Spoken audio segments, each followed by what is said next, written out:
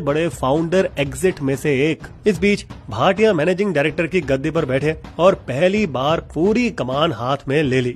उनकी लीडरशिप से तेजी से कंट्रोल आया और उन्होंने उन अंदरूनी दिक्कतों को भी कम किया जिनके बारे में गंगवाल ने चेतावनी दी थी। अब भाटिया ने फिर 55 साल के एविएशन दिग्गज पीटर एल्बर्स को सीईओ के रूप में हायर किया, जिन्होंने इंडिगो के इंटरनेशनल ऑपरेशंस को बढ़ाया।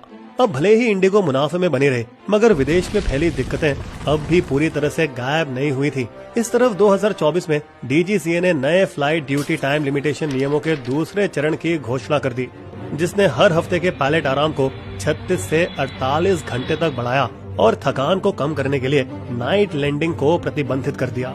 नियम नवंबर 2025 तक पूरी तरह से लागू होने वाले थे। हर एयरलाइंस को शेड्यूल को बदलने, ज्यादा पायलट हायर करने और रोस्टर को फिर से डिजाइन करने के लिए लगभग 2 साल का समय दिया गया। अब जबकि ज्यादातर एयरलाइंस ने बफर टाइम जोड़कर और क्रू बढ़ाकर धीरे धीरे एडजस्ट किया, इंडिगो ने पुराने स्टाफिंग और सिस्टम के साथ ऑपरेशन करना जारी रखा और उन्होंने ऐसा अपने पायलट को बार बार रीअसाइन, ओवर टाइम पैटर्न और टाइम रोटेशन का उपयोग करके स्ट्रेच किया। इस बीच 1500 एयरक्राफ्ट के उनके विशाल ऑर्डर के कारण हर हफ्ते एक एयरक्राफ्ट बढ़ता गया, जिससे उनके क्रू पर और भी ज्यादा दबाव पड़ा और 2025 में भी अपने इंटरनल डेटा में क्रू अवेलेबिलिटी पर बढ़ता दबाव दिखने के बावजूद इंडिगो एयरलाइन ने अपने विंटर शेड्यूल में और फ्लाइटें बढ़ाने का फैसला किया।